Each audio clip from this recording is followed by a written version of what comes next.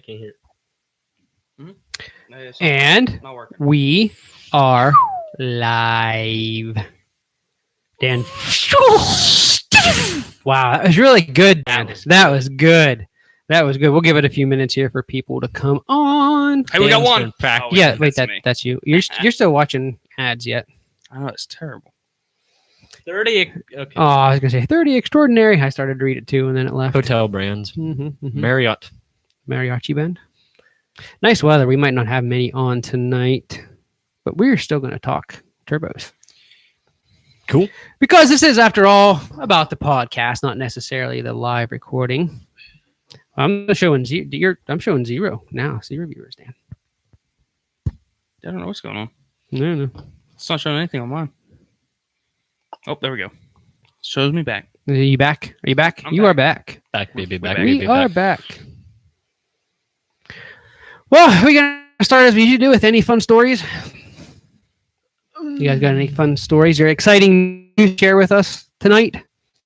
Well, if you neutral drop my car, it does a decent burnout. Damn. It's all right. Neutral. Decent burnout. It is a manual. Dump the clutch. Okay, You mean dump the clutch. No. We're just gonna make it look like it's manual or automatic. Okay, I was going to say, but even if it wasn't automatic, that is not very good. Okay, well. It was the best one I've ever had it do. In second?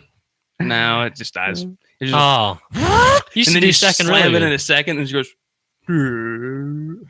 I could get second good, but it probably. I don't know. The tires are really bald now, so they probably just hook really good. It's like slicks. So I don't know if that is your internet or my internet, but it's showing you kicked off again. And I've noticed yours keeps pausing and lagging. But I think we're good. I mean, We're just going to get on here and just record the podcast anyway. Yep. So we're going to be good. Today's topic, we are going to be talking about turbos. Dan, that was actually pretty impressive. Yes. More specifically, we're going to be talking about turbos and their place in the power sports industry on side-by-sides. And what brought about this topic was obviously, of course, I've been turboing Mighty Mouse. I finally got most things straightened out there.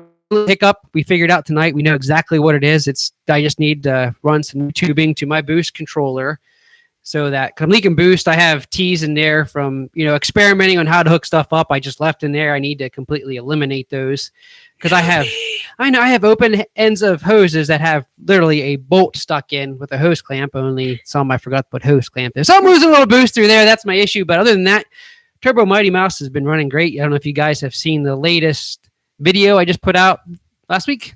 Was it this week? it was this week. It was Just like this week. Tuesday? Maybe Monday. It was Monday or Tuesday. one of them two. She's doing good. I did a couple soft launches. I didn't get any draggy times yet. That's coming, but she is running good. And on the subject of Mighty Mouse, don't forget here, it's just a week and a half or 2 weeks. 2 weekends. Not next weekend, the weekend after. This year's P5 Jive Spearhead Trails in Virginia. We will be there with Mighty Mouse. His first public appearance. You guys aren't going to be able to make it, are you? No. Dan's working, so. But Mighty Mouse is going to be there. It'll be its first public appearance as a Turbo P5, the world's first Turbo P5 out in public viewing for the first time. So I'm excited to get there, ride it on the Spearhead Trails. We're going to be riding the Coal Canyon Trails, and we are staying at the name of the place we're staying just escaped my brain. It's gone. Southern Gap Adventure Area or Outdoor Adventure Area is where we are staying. Be riding Friday, Saturday, Sunday. Saturday will be the official P5 Jive if you're rather. If you don't own a P5 and still want to come out and ride, it's perfectly okay. I'm not going to turn you away. We're going to have a good time anyway. Bring all your players. Why? Just so we have something to tow? No. That was good. But anyway, tonight we are going to be talking about turbos and their place in the power sports industries. Because obviously, if you guys are in the industry, you know that turbo machines are the money makers. They're the hot machines. They're what everybody wants, that turbo power. Now, there is a big misconception, though. A big misconception, and I'm guilty of this too. Whenever you think of turbos, what's the first thing that pops into your mind? Power. and Speed. speed. Oh. And I was the exact same way. I used to think that turbos, and I shouldn't have thought this way because I have diesels which are turboed. Took me 2 years to talk him into it. It took me 2 years, but I used to think turbo in a side-by-side was absolutely pointless. Now, for some context, we do live on the East Coast where it's deep woods riding, and so you don't really get to use turbo power a whole lot for speed. But as Dan has said, I have since been enlightened, and especially You're after turboing Mighty Mouse, there are far more benefits to having a turbo on your side-by-side than just all-out speed. Absolutely. And I've proven that with Mighty Mouse. And we're going to talk about that tonight. But before we get into that, we do have to do our due diligence. That's 3 do's right in a row. Do. And talk about just turbos in general, because there might be some of you out there listening or watching here in the live stream that aren't that familiar with turbos. Let's dive deep before we get into Powersports specific, exactly how a turbo works and the components of a turbo. You should grab your turbo. I do have turbos over there. We should grab one. We should. That if I'll one do of you that. guys wants to grab it here while I give Grab general two. theory of how a turbo works. Basically, what a turbo is, it's a device that uses exhaust gas to compress the intake air and basically force it into your motor. We'll get into what the benefits of that actually is, but this right here is a turbo. Now, for you guys listening to the podcast, you're really not going to be able to see this, but for you guys that are joining in the live stream, this is a turbo and has one there nice and close. There are 3 main parts to a turbo. You have the compressor housing, which is what sucks in the air and forces it into the engine. You have the turbine housing, which is what the exhaust gas goes through the drive and impeller that actually spins the impeller on the compressor side. And connected in the middle, you have the, I'm not exactly sure what this middle, the canister or something. I can't remember what it's called. It's something like they call it the turbo canister. But this basically is where the shaft goes through. That's where your oil goes through to lubricate that connects the two. So again, you have the exhaust come out of your head through the exhaust header. It goes in to the inlets, the turbine housing. It's a little turbine wheel in there. And then the exhaust gas continues out through your muffler.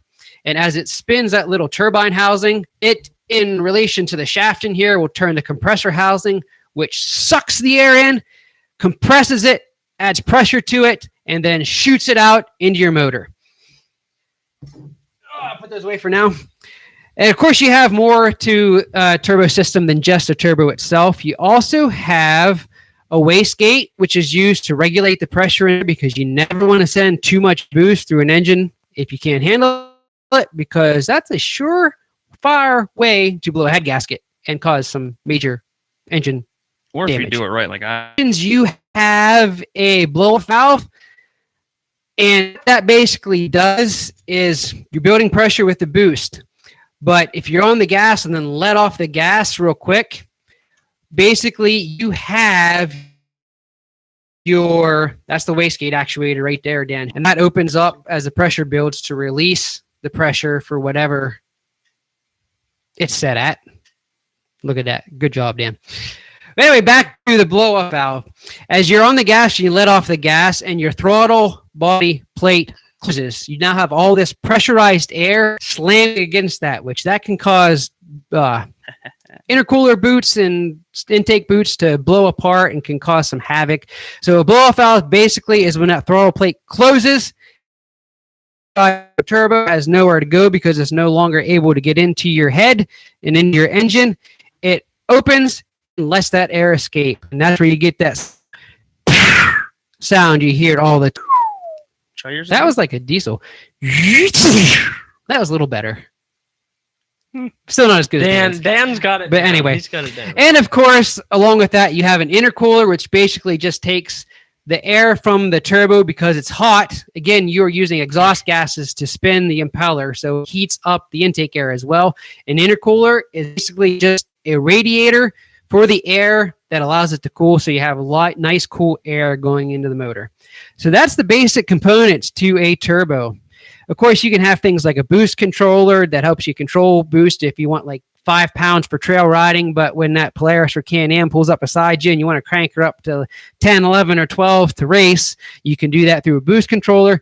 But basically, you have the turbo itself, you have a wastegate, a blow-off valve, and intercooler. Those are the 4 main things to a turbo.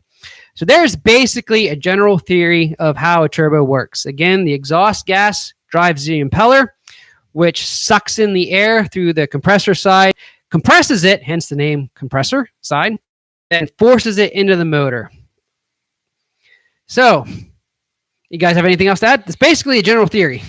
Nothing really. I mean, I think you just like nailed that right on the head. Nailed her on the head. I mean, there's not much more to know about a turbo than that. So, why turbocharge a machine? Well, let's take a few minutes here to look at the benefits.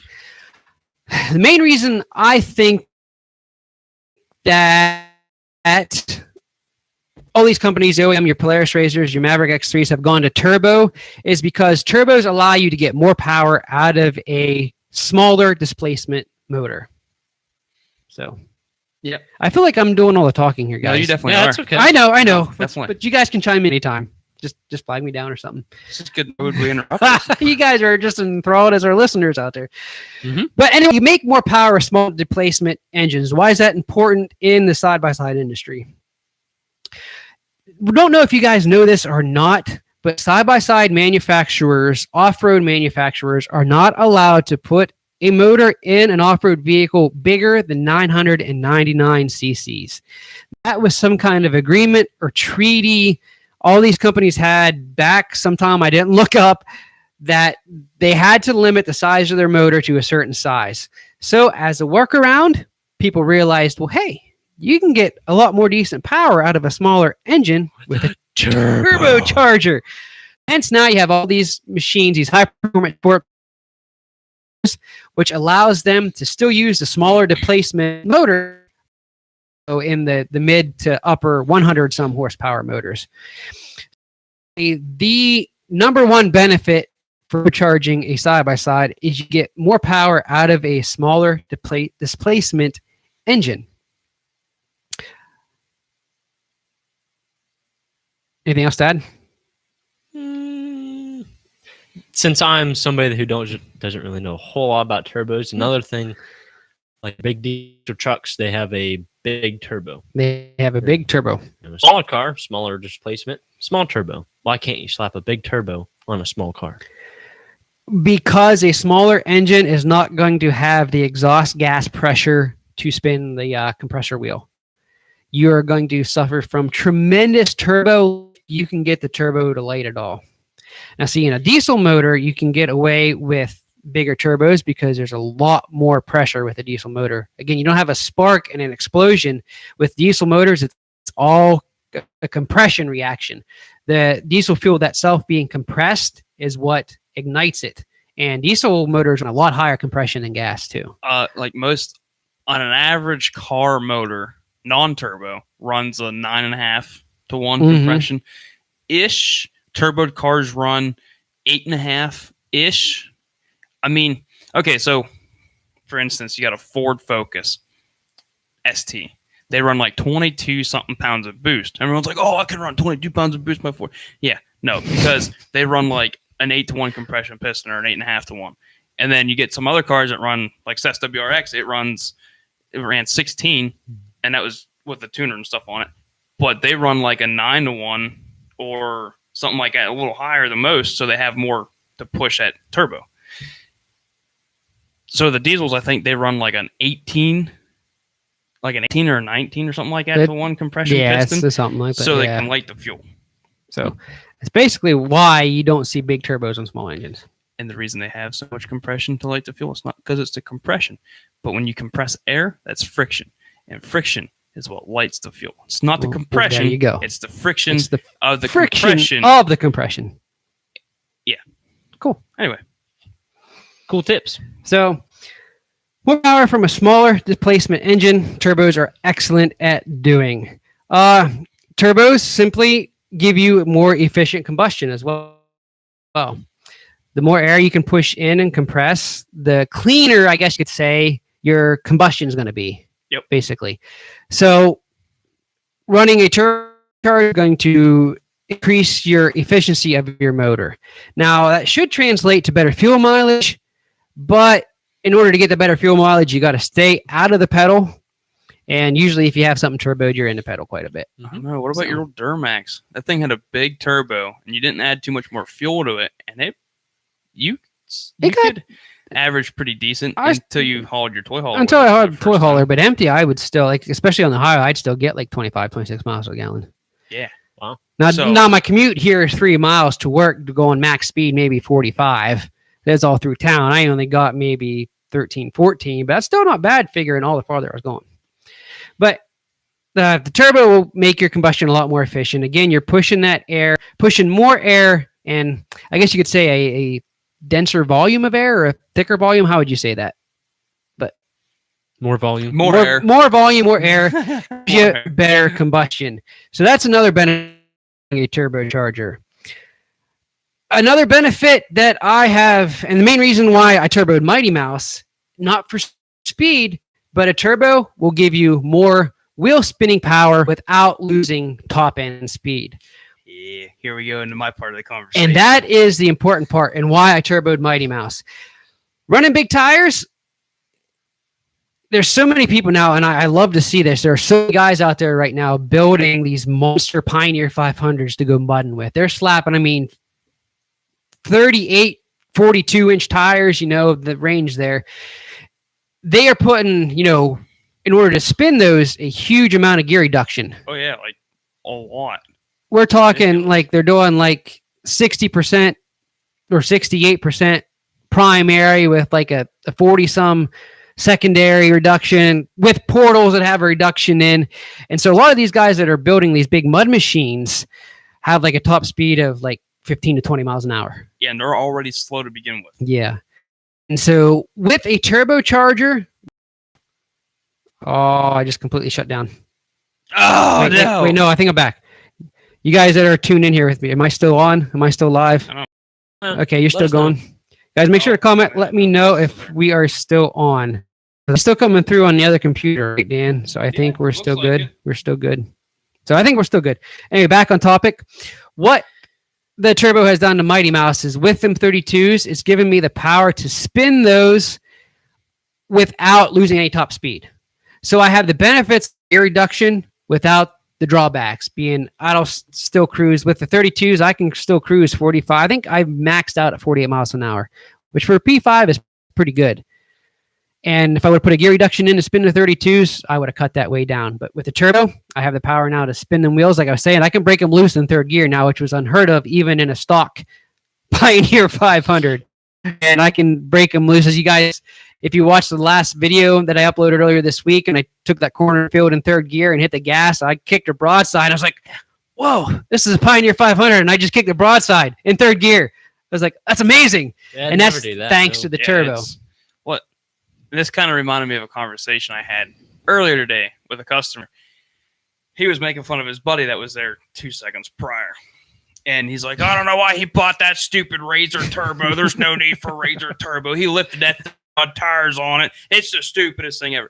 Well, no, it's kind of not. I mean, you got a Razor XP 1000, the high lifter, for instance. The high lifter already has a factory gear reduction done to it to push the mud tires and everything else that it has. It's there. It was built for mud. A turbo doesn't need gear reduction to push the bigger tires. It has the power. So the only thing you have to do if you really want to get mud and deep with that power that it's already pushing to the wheels is upgrade some other things like clutches and stuff to help out with that. You don't need no gear reduction. You don't need nothing with that. And everyone always asks, why do they mud bog the turbo like Can-Ams, the turbo Polarises? It's because they already have the power that they need to push the 30-inch tires to 35s that most people run. And you don't have to run gear reduction. Some people still do, but when you put a turbo in the range, they still top out at 45 mile an hour, have more power than your Pioneer 500, and can run. Well, that one down there, it had 40s on it. It had portals, but it had 40s on it. And I mean, like 40-inch like tractor tires. It was ridiculous. So, I mean, they're heavy. I mean, they were built for mud bog. The thing is lifted on a stock lift of like so many inches, and it had 8-inch portals on it. I mean, the tires were 40s. My chest was the bottom of the buggy. I mean, it was ridiculous. They were tall. But it was a turbo. and it may have had a gear reduction, but he did the gear reduction so he didn't have to keep replacing belts all the time because he didn't want to add everything else to it to perform the motor up.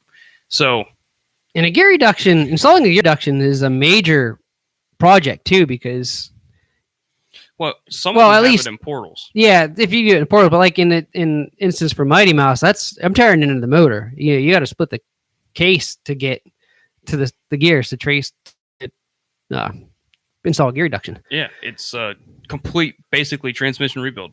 And like I said, the biggest drawback is you lose your top speed, which if you do nothing but ride in the mud and stuff, that's not such a big deal. But a multi-purpose vehicle like I use Mighty Mouse for, where I do mostly trail riding with an occasional mud hole here and there, I didn't want to lose any in top speed because the 500 is not the fastest anyway. I was going to say stock, it didn't really come with a whole lot of top speed to it. Top speed is like 40 miles an hour. Yeah. I've gained some with the bigger tires and stuff, but more power. But that more power helps to spin them bigger tires without losing speed. So turbos again gave more power to smaller displacement engines. They give you a more efficient combustion in your motor, more wheel spinning power, and probably the most important by far is they just sound so awesome and make awesome noises. There it was. Thank you. It cracks me up, these guys. Well, thinking back to Lynn, the first time there at camp, he heard the blow off album Mighty Mouse. He's like, "What? That's awesome!" Oh my! Yeah. There is just something about hearing a blow off valve. I don't care. You guys know I'm not a big Polaris guy, but I can't argue against any machine, whether it's Polaris or K&M. You hear them go by, let off that gas, and you hear that blow off valve with that turbo. It makes you drool. Yeah. I don't care what it is. I don't know if it's a guy thing. The ugliest thing, like an Arctic Cat Wildcat. No offense, guy. I'm sorry. You're gonna have James after. But I mean, it must be a guy thing because there's something about that I don't care who you are, what brand you like. You hear that, you're turning your head. Oh yeah, and you're like, "That's awesome." But I mean, anyway. So that's not really a benefit. Well, I think it is a benefit. I like it. It's definitely a benefit. Anything to make you happy there is a is benefit. And I put this grin on my face every time now I ride Mighty Mouse, and it's not overly loud. I know cameras can't pick it up, so you guys that have seen the videos can't hear it, but you can hear the turbo. Don't let it fool you. The cameras can't necessarily pick it up, but if you're outside of it just sitting there in the yard and he's driving it around, a good 100, 150 feet away, and he's just cruising along and he lets off, you can hear.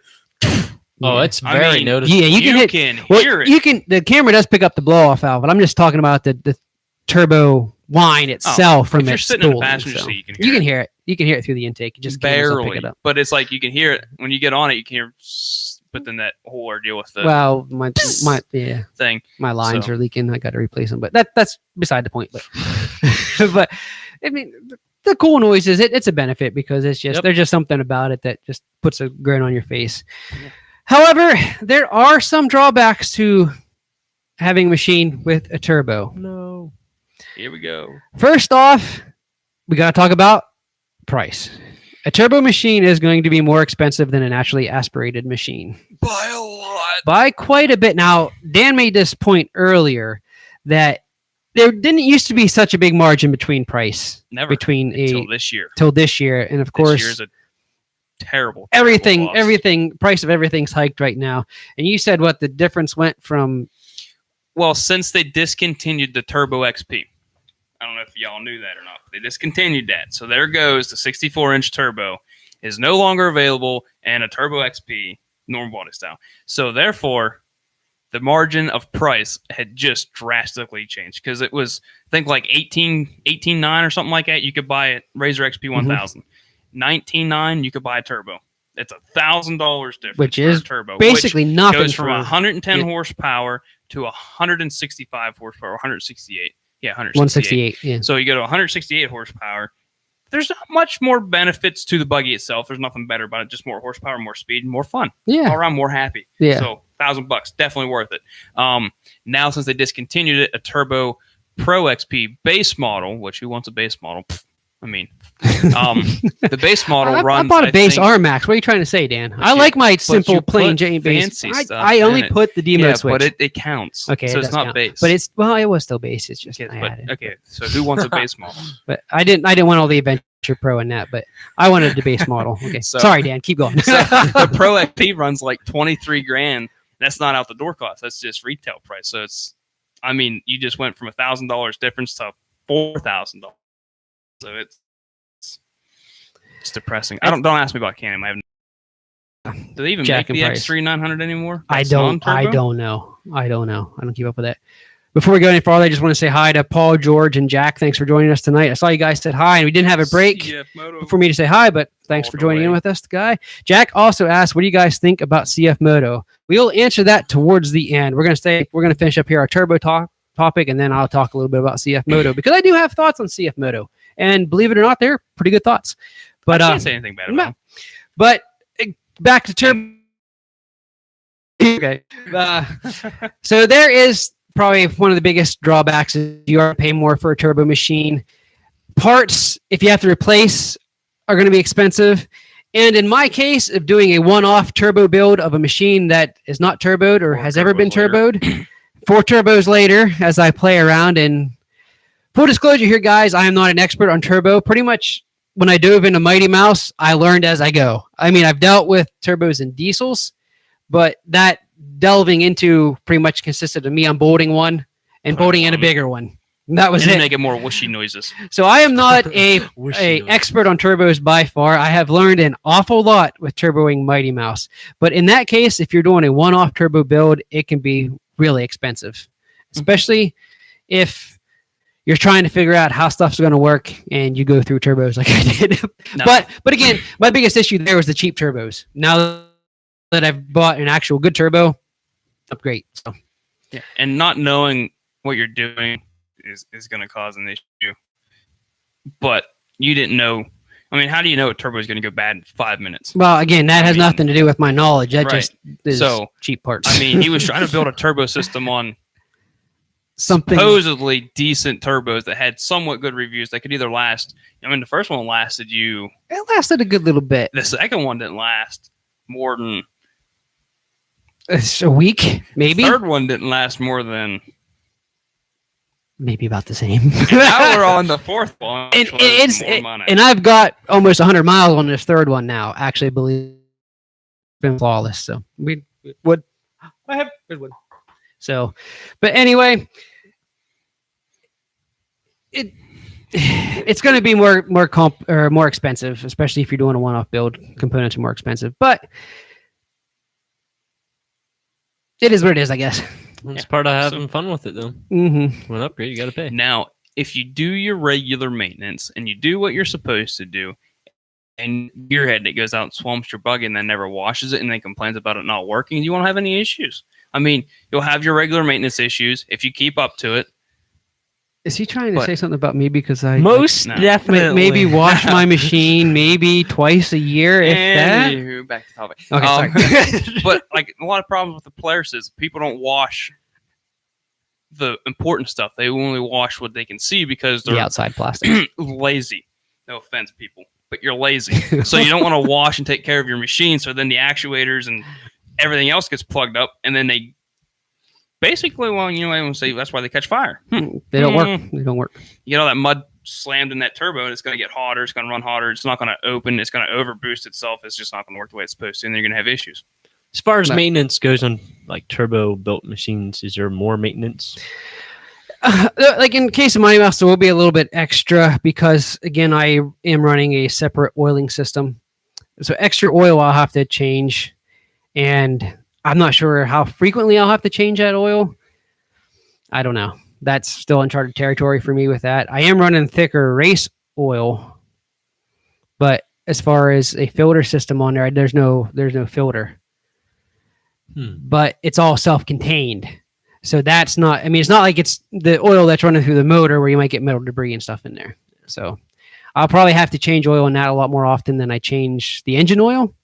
But other than that, it's pretty much the maintenance. You think there's gonna be for I that. wasn't thinking you'd have to change this, but I guess we'll find out. We'll find out after that first mud hole I hit with it. We'll find out. See if that tank actually holds what it's supposed to hold. Or Yeah. if it sucks in water. We'll Who knows? find out.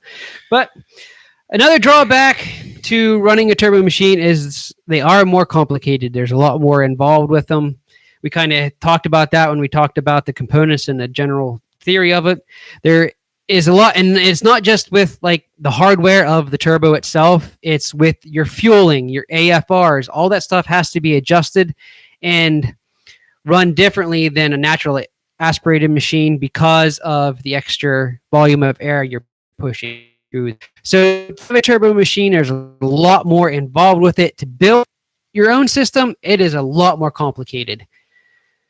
But if you know what you're doing. If you know what you're doing, it's still more complicated. It may not be hard, but there's still more to it that you have to do. And that's where I ran into the complications, was figuring out, okay, well, how do I need to plumb in the blow-off valve? How can I regulate my wastegate? Stuff like that. And being that no one did a turbo build on that specific machine made it 3 times harder because you can't watch YouTube videos on it.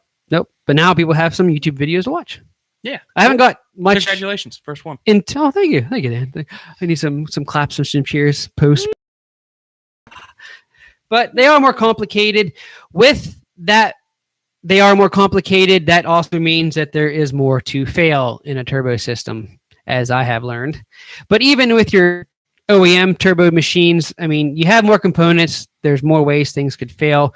With turbos pushing more air, you can cause more engine failures. I mean, if you push too much boost, you're going to blow a head gasket for sure. Which, I mean, sounds like a terrible thing. If you don't know what you're doing, it is a terrible thing. But, I mean, a head gasket's not a terrible No, terrible it's not a super... Probably the hardest part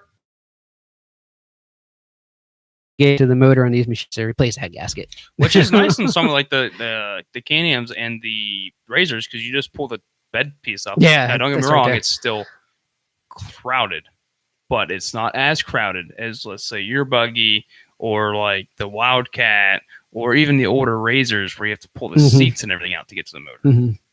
But there is more to know when you have a more complex air induction system like with a turbo. You can have your wastegate actuators go bad and either stay closed so you don't build boost at all, or would have it be the other way. Stay open so you don't build boost at all, or stay closed and then you overboost and again blow a head gasket. You can have oiling systems go bad or get plugged, and then you starve your turbo of oil, which will burn it up and shoot your bearings. I mean, they're just more to fail with a complex turboed machine. It's like I always say, more parts, more possibilities. for good and bad. Yeah. So, I mean, the other downfall about turbo is if you don't run them hard, they get a decent amount of carbon buildup in turbos. I mean, a turbo vehicle is meant to be used and abused occasionally, not 24/7. Some are built to be 24/7 if you physically do it yourself and build it that way. But for stock stuff, if you run them, I mean, certain cars are built to be that way, but these, like the buggies and stuff, they're built to be used, not to, I like to hear whooshy noises, and it does on this. You're going to have more issues. I think probably more people that have issues with turbos that on this area of the East Coast and woods. Because I guess if you do nothing but literally trail ride through woods and you can't hump on it and basically blow carbon out, then that can cause you issues down the road. It's a good thing I'm not that guy. No. You have I don't think any of us are. And the nice thing about Mighty Mouse is, no, it's not a speed demon, but I mean, at 30 miles an hour, you're up like 7,000 RPMs, right at the top of the RPM range. So it should keep everything cleaned out nice, hopefully, anyway. So drawbacks, they are expensive. They're more complicated. There is more to fail. And again, I guess this kind of ties in with all that, is it does put more stress on your engine. When you're pushing more volume of air, you're creating more heat, and it's more likely that's going to cause stress on like your pistons, your rings, your rods, all that stuff, which can shorten the life of your engine. So that's one thing that time's going to tell with Mighty Mouse is, in the long run, what's it going to do for the durability of a Pioneer 500. But we'll find out. I mean, pros and cons. But I mean, I think I would have to say, on a stock turbo machine, the pros outweigh the cons at this point. Oh, yeah. So, I mean, like I said, you have a P5. It's getting used consistently. So it's not like on a turbo rate or a turbo on a Can-Am where, they don't have that much turbo lag, but if you put a boost gauge on one of them and you're putting at 25 mile an hour, it's not using that said turbo. Jason's Pioneer 500 is using the said turbo at all point in time. 25 miles an hour. Like I said, I'm up 5, 6, maybe a little more. I don't pay attention when I'm humping on it like that, but I'm pushing pretty good RPMs. On a, if you're going 25 mile an hour on a Razor, it's not like it's building a crazy amount of boost to max it out. I mean, you're not to the floor, so it's not going to keep itself clean the way it needs to. It might sound dumb to some people, but I mean, you've run turbo trucks for a long period of time. Carbon buildup is a huge disadvantage. Like these, especially in a diesel, especially if you got a tuner and you're over fueling, you're rolling coal. You're also rolling that coal through your turbine housing, which is gunking everything up. Then makes this flap so it cannot open. And if that flap cannot open, it cannot either build boost or it will build too much boost. So, I mean, you got to be able to know when to run it. Yeah. But like my Mighty Mouse, when I'm cruising like 25 miles an hour, I'm holding a consistent 5-6 PSI. So and it's not because he's overworking his machine. It's just because it's running 32s and it needs more power. Yeah, that power helps it go.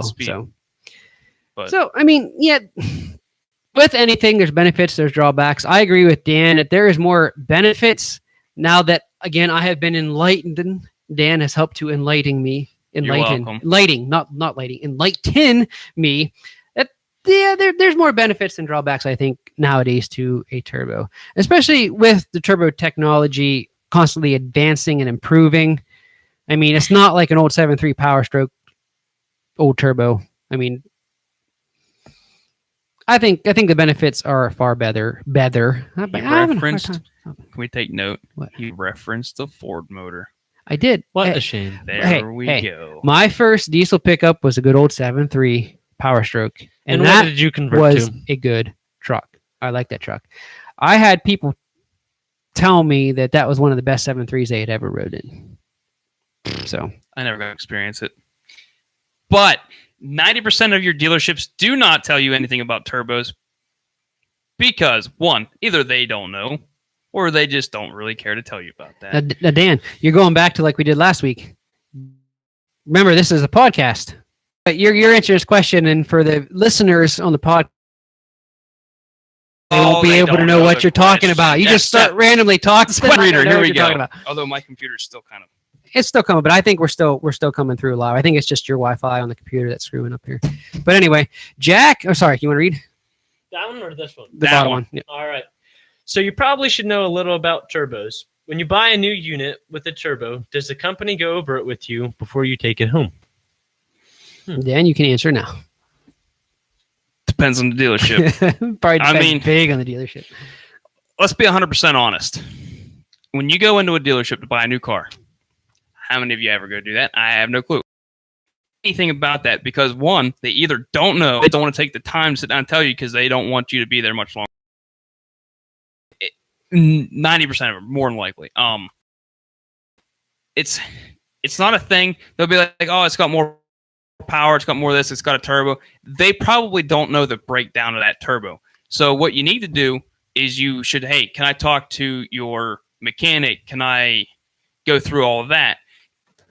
Don't just go off what the salespeople tell you. You need to ask the salespeople the questions. You don't just wait for them to tell you. You have to be like, hey, can I talk to a mechanic about this buggy? See what kind of maintenance, what kind of stuff I can do for it.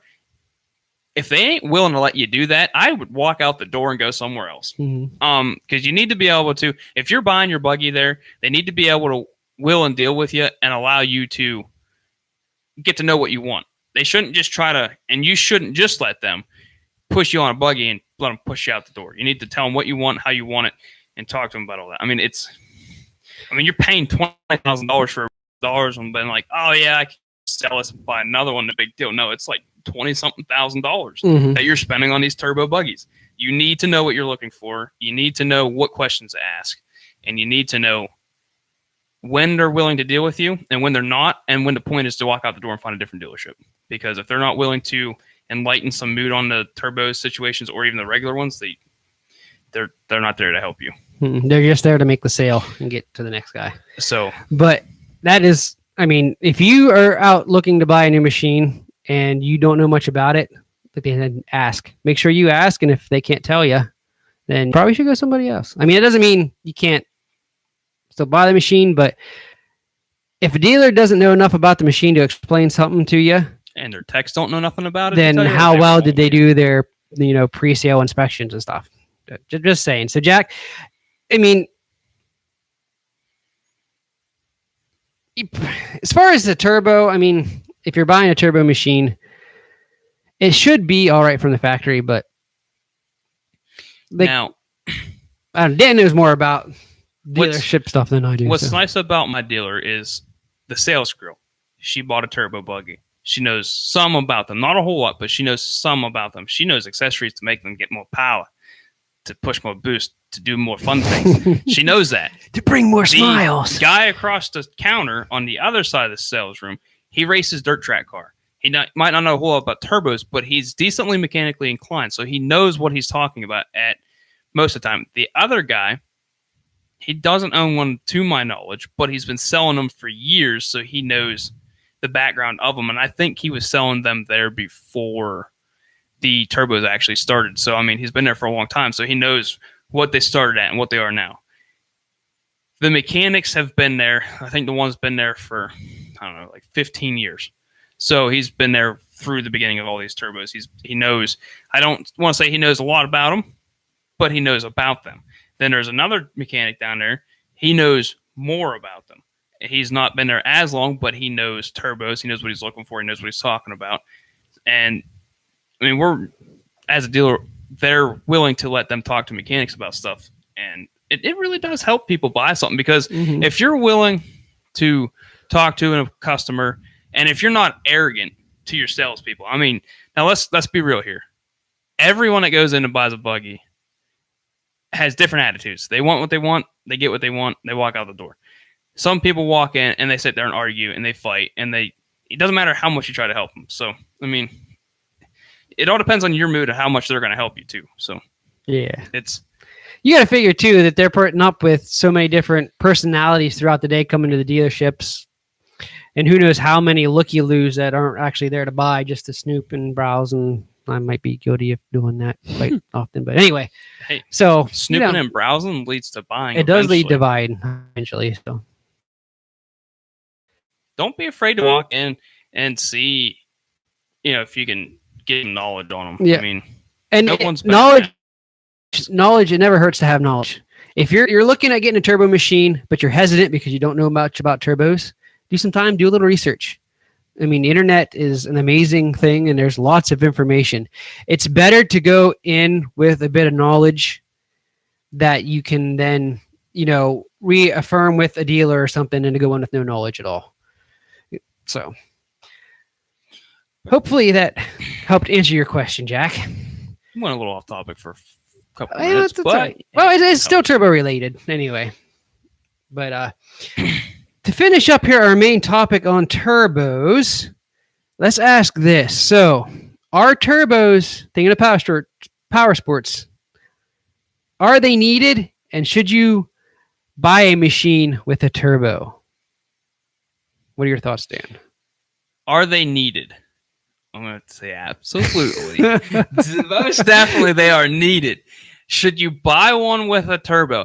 If you don't know what you're doing, absolutely not, because it's just going to make things worse for yourself. And your insurance and company is going to like you very well. Yeah. Hey, this isn't working. Insurance? You want to cover? No, it's I think they're worth it. I think they should be a thing. But if you don't know what you're doing and you don't know nothing about them, maybe look into them before you buy one. We said that, and do some research. Buy one and then that's a turbo. They'll fix it under warranty. Warranty is a tricky thing. Now, let me tell you, warranty is not through the dealer. You can themselves, which means or can themselves.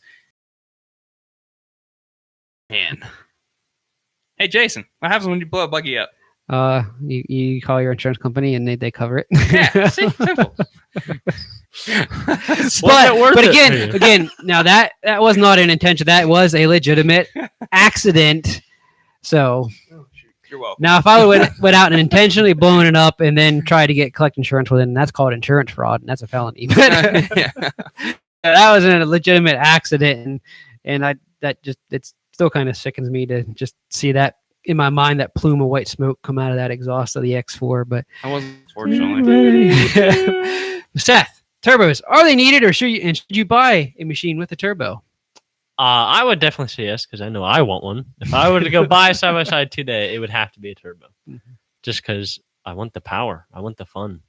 I want something that put a smile on my face. Oh, power. More power. But it also depends who's buying it and why they're buying it for. Exactly. That's why I would say this.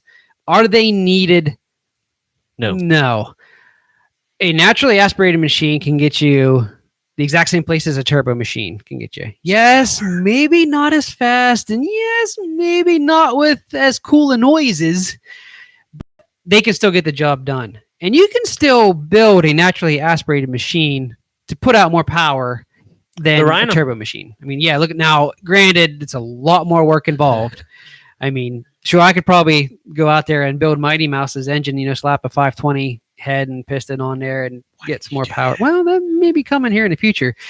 But, I mean, the engine of the thing's bone stock. I slapped the turbo on, and I've doubled rear wheel horsepower. Even building the motor, I wouldn't have gotten that results. So are they needed? Probably not. Should you buy a machine with a turbo? You probably don't need to. Now, if you're a West Coaster and do a lot of duning, then I would say you would need a turbo because, I mean, there's a big benefit for that. If you're an East Coaster like we are and do a lot of trail woods, unless you're Dan, you probably don't need to buy a machine with a turbo. But I will say this. I think the more this industry evolves, the more machines are going to go turbo. And I dare say there may even become a time when you're going to see a lot more models offered with turbos than without. I was going to say, as far as turbos go, because you have some of them like the Razors, the Can-Ams, they're building it for like full on like power, speed, like let's go. And then you got to think, like, look at the utility world. They could even add that in with different mods to make it so it's more torque. It helps for that kind of stuff. Which I'm surprised they don't. It kind of goes back to what Leo said on his new reveal of his X3. He put a big turbo on, what is that new one? Not the new one that he has, but the middle one. Because he still has 3 of them. He's got Beast Mode that was built to like 500 something horsepower. That blew up. He has that middle one that he big turboed. And he said nothing is as fun in the trail or trail riding, and it makes it non-fun unless you have a stock turbo. Because the stock turbo doesn't jerk you. The stock turbo doesn't do a lot of stuff that a built one does. And it builds boost faster, and so you actually go quicker in your acceleration. One of the things I wanted to touch on. Yeah. So when people hear turbo buggies, Jason, what? You're like turbo's got lag. If you drove turbo cars, you drove trucks, they got turbo lag. They're terrible. Seth's WRX. You get on it, second gear, third gear, it takes a good 2 or 3 seconds for it to kick in. Unless you're in first gear, it's like almost instant. But that's not the point. It takes a minute. On a buggy, they don't. So most people say, oh, turbo lag. On a stock Polaris that we drove, me and Seth, I couldn't tell a lick of any turbo lag. No, it's instant. We did it in low range. We did it in high range. And, I mean, yeah, it was a little wet out. We even did it on asphalt. Got yelled at for that one. But it was worth no turbo lag. I mean, if you build it, you clutch kit it, you do the works to make it push more power. Yeah, it's going to have it. Now, no, if you put an exhaust and a tuner on it, doesn't mean you have to put a clutch kit on it. But the turbo and a tuner, or the exhaust and a tuner, is probably going to make it a little more throttle responsive and less lag to it. Yes. But then it's after that. So, I mean, most people, whenever you hear turbos that you talk to about buggies, and I think that was one of your arguments, was turbo lag. It was going to be terrible and you're going to have no power. But it depends. It really depends. Does. I mean, your buggy has maybe a hair. It is not noticeable. And again, going back to the video I just posted, where I did just the launch. I didn't do a draggy time, but I did a launch, and I had the camera there on the boost. You guys, you watch the video, you see as soon as I hit that gas, that needle is climbing. It climbs quick. There is very little, if any, noticeable turbo lag with that small turbo. What's nice about yours is you don't have to let off the throttle, which means the vacuum doesn't come down to open the wastegate, which means he can hold it wide open and build 5 pounds of boost consistently through his RPM range, even when shifting to different gears. I've noticed. Yeah, it might vary a little bit, but I mean, it's not really with the Honda's automatic. Yeah, and it's clutch there. I mean, I slap the gear, it shifts almost instantly, and I don't lose any boost, which is cool. Yeah, so I mean, that's another thing to look at. I mean, for people that are wondering, because we didn't touch that. No, we didn't. And I mean, I don't know about Can-Ams. I just know the players we drove didn't have any turbo lag. I don't think Can-Ams are that far behind. Can-Am is, I think, one step above players in the turbo shootout because they have buggies that are through the horsepower scale. So they have ones that are like down in the 170 ranges, clean up to like 190 something. Players has one turbo. That's it. Just one. They're cool. Don't get me wrong. Depressing that they got rid of the cool body style and made it ugly now. But not that's all personal opinion though, Dan. I mean, I'm sure there's people out there that really like the looks of the new pros and stuff. So they don't have taste then, I guess. Well, I can't, guys. I the know. OG. You guys are gonna make fun of me, but I like the looks of the newer ones better than Jason. Don't have taste. I guess I don't. They look like a spaceship when they have a full cap enclosure on them, though, and they look really. That's cool. why I like them. They look like a spaceship. No, I mean seriously though, they just don't have turbo lag. They're built to not have it. They're built to be trailable and fun. But if you're going to run trails like Jason does, to have a sport side by side this turbo he's not going to be in the turbo enough to even have it. I mean, that's just no, it wouldn't be worth it. And to be all honestly, I mean, Jason does a lot of rock crawling and stuff, and he does a lot of mud, but that doesn't really help him any. And then like what I would do is hill climbs and huge mud holes and straight stretch runways, and it's just. I would use it more. In that, yeah, you'd use a turbo a lot, especially for hill climbs. You'd use that. Yeah, and we saw how big of a benefit the turbo Mighty Mouse made doing the middle hill climbs back there. Yeah, I mean it goes up them like nothing now. So I mean, it's got its benefits, but if you're not the person to need it, you don't need it. No, what it comes down to is I think that's pretty much becoming the industry standard is to have turbos. And Seth made a very good point there. I don't know why they don't start putting turbos on these utility machines unless they're just trying to make it more dependable. But with today's modern technology, I don't think that plays into it. Let's be honest, though. The superchargers, if they brought, going back to when turbos and stuff first started, was about when the YXZs first come out. Okay. 2016 was the first turbo? So I think they had YXZs in 2016. Yeah, I think it was the first year. Yeah, YXZ was first year of 16, I believe. I mean, they produced a supercharger kit for that in the first year of production for those. Not a lot of people knew about it because everyone wanted turbos, but they had a supercharger kit, and I don't know if they still offer that or if that company still deals with any of that. But for utility, I think the supercharger might be a better way to go. But it's a different topic. I know. A different topic. Yep. And we were discussing this. We're going to have, I think, we're going to talk about superchargers here in relation to or versus turbos here in the future. But so it's just personal preference. I mean, but I agree. Forced induction on a sport utility, let's go with that, would definitely be cool because it could be used. A turbo like on the R-Max sitting out there. Yes. We got 4 of them sitting here. We can mock something. Slap them all under. There's plenty of room in that too. There's lots of room, and I got if I were to rebuild these Amazon turbos, like I said earlier, we could like twin turbo, so we have one turbo per cylinder on that thing. So that one cylinder on that is like the size of the Pioneer 500. So I mean, it builds still pretty quick. Yamaha built these motors stout, and they build them basically for boost. I mean, they're built heavy. They're screaming Terpskis. So we'll see what happens. If no one comes out with a kit here in the future for the R-Max, in the near future, we may have to delve deep into adding a turbo to it. Now that I'm experienced now. I kind of know what I'm doing a little better. So that's quite possible. Would we do the R-Max first, or would we do the Wildcat first? I don't know. I think you should save the Wildcat for something different. I think so. the Wildcat's pretty stout how it is, even It's with not powerful. It's not necessarily the funnest thing to drive, but it goes anywhere. it does. And I would know we say that about the 500, but I mean, a lot of the videos when I drove it was all on 2-wheel drive. Mhm. So he goes just about anywhere. And I have been kicking around the idea of making that like my portaled mud buggy machine. I think it would honestly be cool I think it would. because it's long. Mm-hmm. It's not got a lot of ground clearance, so a portal build wouldn't put it very high off the ground, but it would still make it big enough to run at least 30s, 32s on it, and be able to get it in some mud for the first time because it's got that low intake. Yeah, well, we'll have to get that snorkeled, but anyway, guys, pretty much that's going to end our conversation about turbos. Seth looks like he's falling asleep.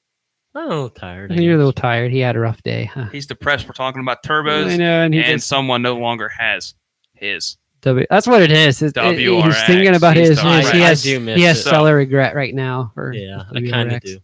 But If hey, y'all can put comments on this later about in love with turbos, whenever he looks at this down the road and sees what people have to say about it, they can comment on our turbos and they can make him feel better Yes. about his turbo Uh-huh. WRX. Paul Fletcher here said Turbo P700. I think it's a great idea. Bring it down. I think honestly, out of all the Pioneers that Honda makes, the 700 could probably benefit the most from it, with that 3-speed torque converter transmission. There are only 3 speeds. Yes, it's a 3-speed What? automatic with the torque converter.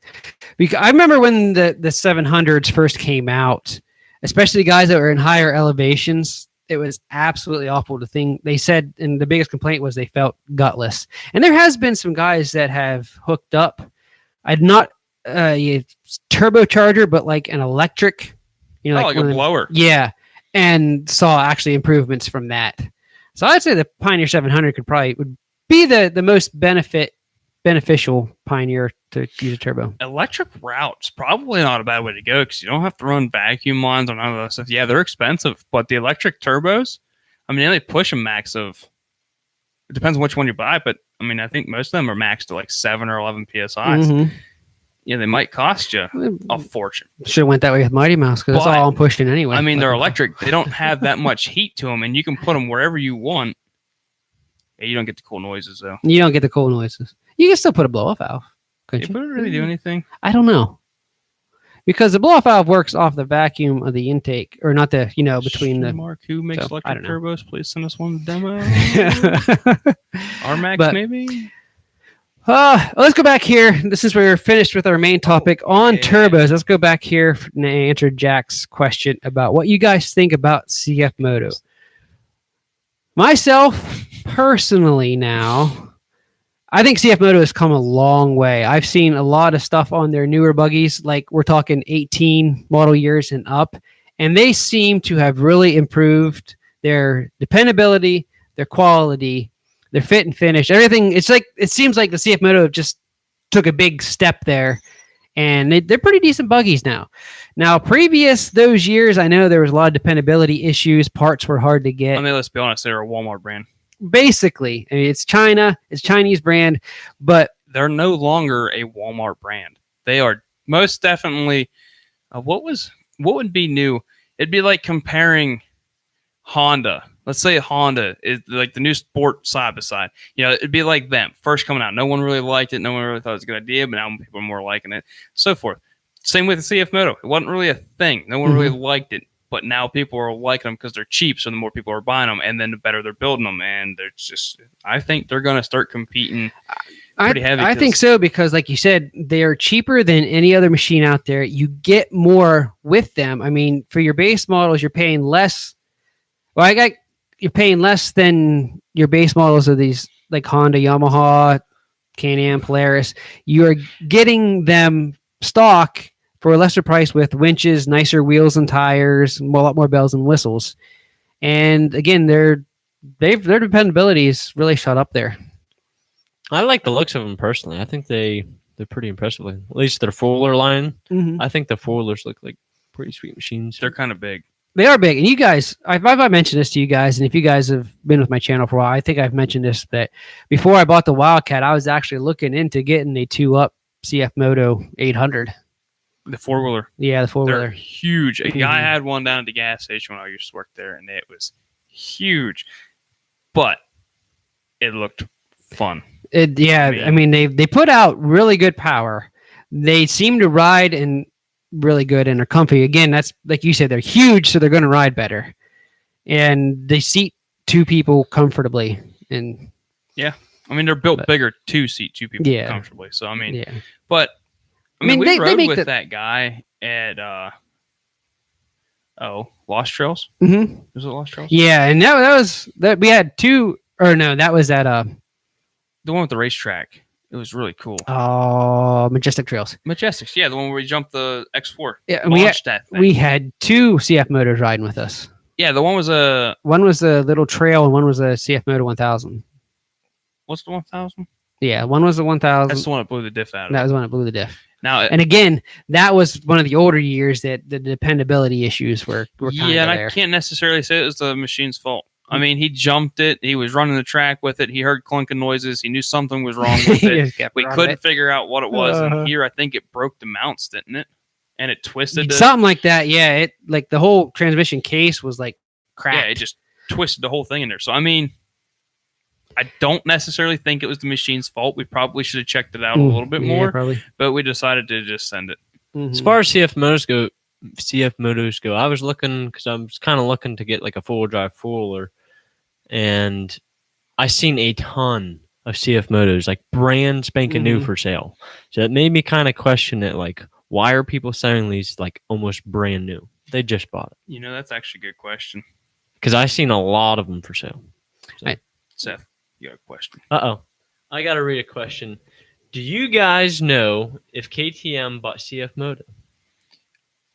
That I don't know. We could Google I will research it right now. Research it. We're going to Google it. Seth is going to research that, see what he can find right now. He says he thinks it was back in 2017, which would make sense because that's right around the time that they improved and the quality and dependability improved. So if KTM bought them in 2017 and then released a 2018 redesign, then that actually makes sense. So that, I mean, it does. That's quite possible. And I mean, they bought Husqvarna.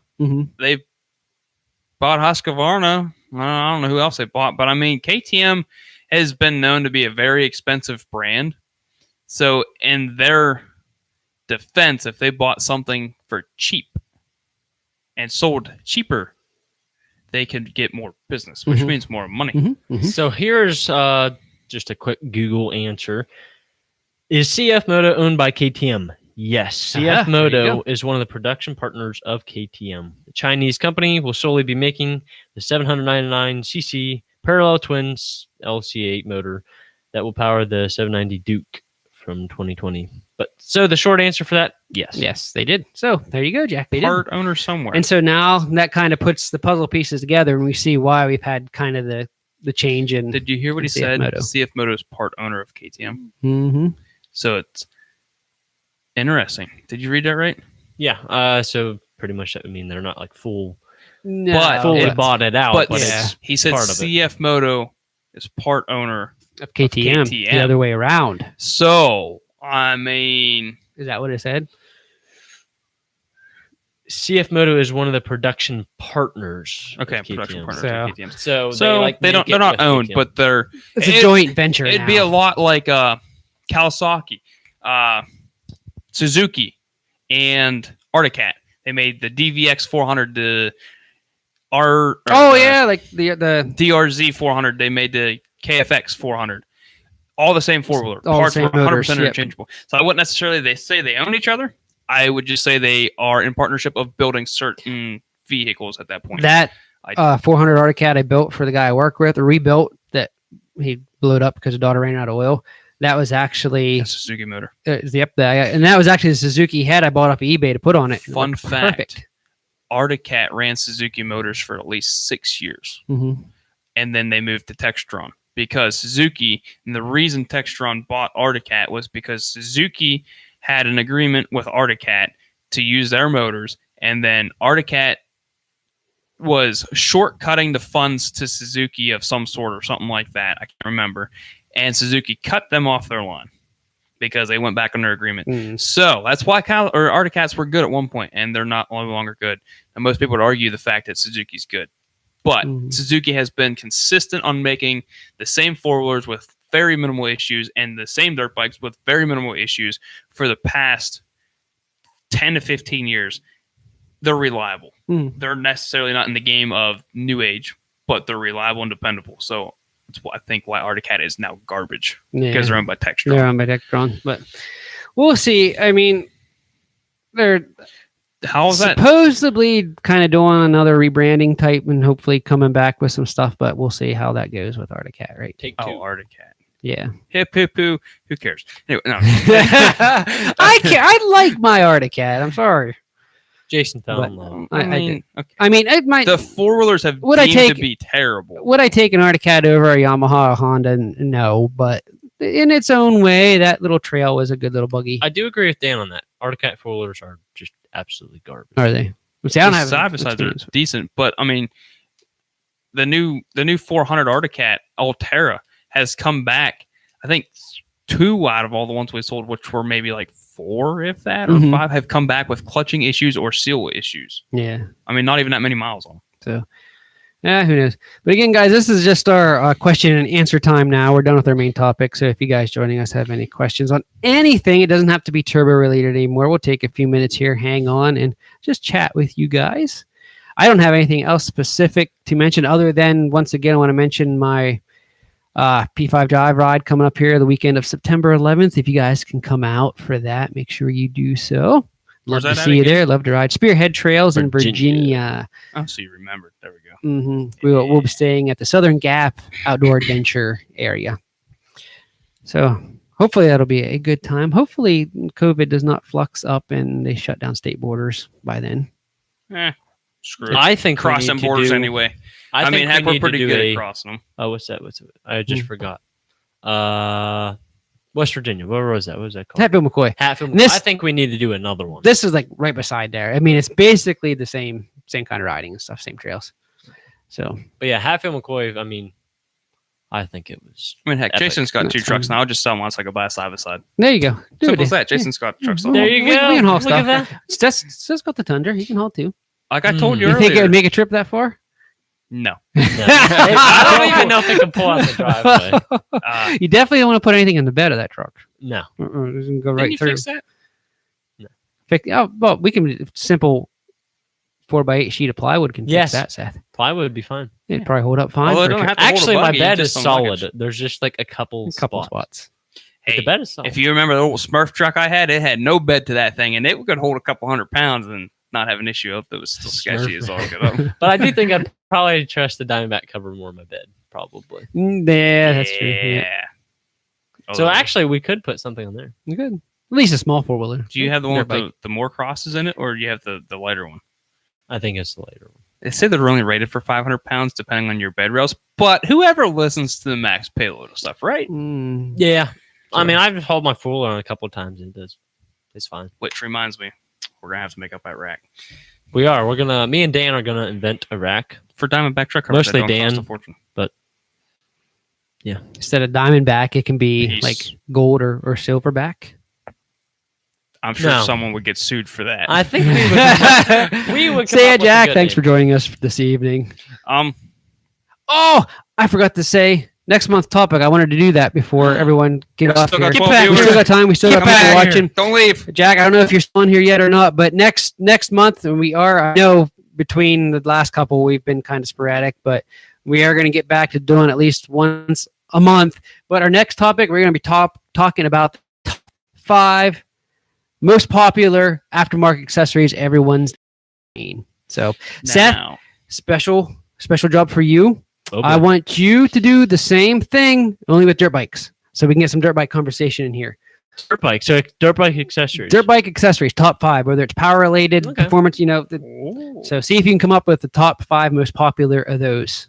Okay, I already got a couple in my head. Sound good? Sound good. And I get ATVs and side by sides is kind of the same thing. So, boy, it's a hard topic. I say dirt bike accessories is a lot harder. I know for sure. Sell a lot of dirt bikes. No, but if you can't get, if there's not 5, at least get top most popular. I mean, there's probably several different performance accessories. Some cool ones. Yeah, I got a couple of mine. Cool. So that'll be next month's topic of the top 5 most popular accessories for ATV side-by-sides. So that's going to get us some dirt bike stuff here. So we can get some dirt bike conversation in there for him as well. So I think we're going to go ahead and wrap this up for tonight. Thank everyone again for joining us. If you want to make sure to catch this in your podcasting revenues, because I always add a couple other segments in the actual podcast you don't get here live. Again, this live is just pretty much the main topic, and I put little other segments in the actual podcast. So make sure if you guys haven't checked out any of those, you make sure to do so as well. They're on Apple Podcasts, Spotify, Pandora. You can listen to the Pep Talk Live Power Sports Enthusiast podcast. There's a bunch of them there. I have a whole list of them there that they're on. You guys can listen to as well. So make sure you do that so you get all the extras you don't get here in a live broadcast. And again, I thank you everyone for listening in. I think we need to hear your guys' turbo noises again. Okay, one more turbo shoot up. Jason first. Okay. I gotta warm up.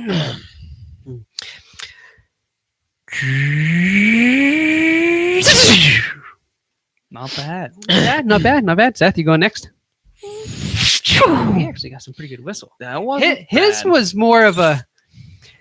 His might have been more like of like a diesel, like a Duramax whistle. Yeah. Blow off valve there. Yeah, I like that. Again. Uh-oh. Oh, now the pressure's on. Can you do it again? My lips are gonna like tighten now. Okay, I'll try this again. That still wasn't bad. He even had some turbo flutter to that one. That was impressive. Yeah, I put one. I put a little bit more. But Dan, being the king here, you started off so good. Can you end us on such very a good, please? Good blow off valve. Yeah. Pretty good. I think he's got his piece. Yeah. So again, everyone, thanks for watching. Make sure you check out the actual podcast of this topic.